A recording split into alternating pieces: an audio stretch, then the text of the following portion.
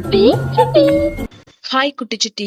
நிறைய பேர் சப்ஸ்கிரைப் பண்ணாமலேயே நம்ம வீடியோஸை பார்த்துட்டு இருக்கீங்க. சப்ஸ்கிரைப் பண்ணிட்டு நம்ம வீடியோஸை பாருங்க. இந்த ஸ்டோரி எல்லாம் கண்டிப்பா உங்க லைஃப்க்கு யூஸ்ஃபுல்லா இருக்கும். ஒரு காட்டுல ஒரு வயசான ஆந்தை ஒண்ணு இருந்துச்சு. அது எப்போதும் காலையில எந்திரிச்சு சாப்பிட்டு முடிச்சதுமே தன்னோட மரத்து பக்கத்துல இருக்கிற ஒரு பாறை மேல வந்து யாருக்கிட்டையும் எதுவும் பேசாம அமைதியா இருந்து மீதமுள்ள நேரத்தையும் கழிக்கும்.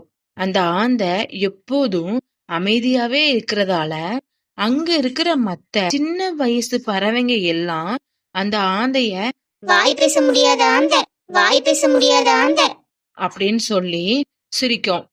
சின்ன சின்ன குச்சிகள் எல்லாம் எடுத்து அந்த ஆந்தை மேல கொண்டு போய் போடுறது அப்படின்னு ஏதாவது ஒரு பிரச்சனைய அந்த ஆந்தைக்கு இந்த சின்ன பறவைங்க கொடுத்துட்டே இருக்கும். ஆனா இது எதையுமே அந்த ஆந்தை கண்டுக்காம அமைதியாவே தான் இருக்கும்.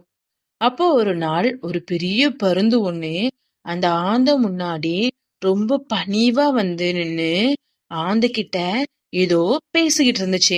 ஆந்தையும் அந்த பருந்து கிட்ட ஏதோ சொல்லிச்சுது. அப்புறம் பருந்து ஆந்தைக்கு நன்றி சொல்லிட்டு கிளம்புனுச்சு.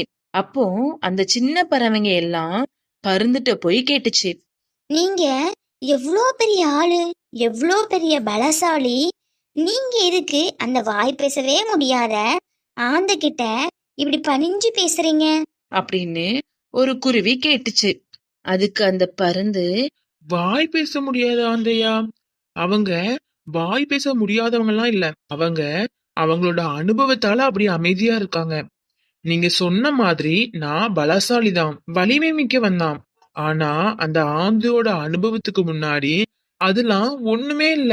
நான் இப்போ என்னோட ஒரு பிரச்சனைக்காக தான் அந்த ஆந்தை கிட்ட தீர்வு கேட்க வந்தேன். இந்த ஆந்தையோட அனுபவம் மூலமா தான் எனக்கு ஒரு தெளிவு கிடைச்சிருக்கு. நீங்களும் நேரம் கிடைக்கும் போது அந்த ஆந்தை கிட்ட போய் பேசுங்க. கண்டிப்பா அது உங்களுக்கு பயனுள்ளதா தான் இருக்கும் அப்படின்னு சொல்லிட்டு அந்த பருந்து பறந்து போச்சுது. அப்போதான் அந்த பறவைகளுக்கு அதுங்களோட தப்பே புரிஞ்சுது. நாம இவ்ளோ பெரிய ஆளை இப்படி உதாசீனப்படுத்தி பிரச்சனை பண்ணிருக்கோமேன்னு யோசிச்சுதுங்க. அப்புறம் அந்த ஆந்தைகிட்ட போய் மன்னிப்பு கேட்டுதுங்க.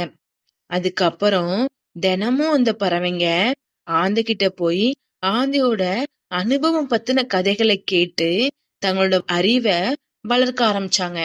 பாத்தீங்களா குட்டிச்சுட்டி, நம்மளோட வீட்லயும் நம்மளோட அம்மா அப்பா, தாத்தா பாட்டி எல்லாருமே நல்ல அனுபவம் மிக்கவங்களா தான் இருப்பாங்க. ஆனா நாம அவங்கள அந்த சின்ன பறவைங்க மாதிரி மதிக்காம கிண்டல் பண்ணி உதாசீனப்படுத்திட்டே இருப்போம்.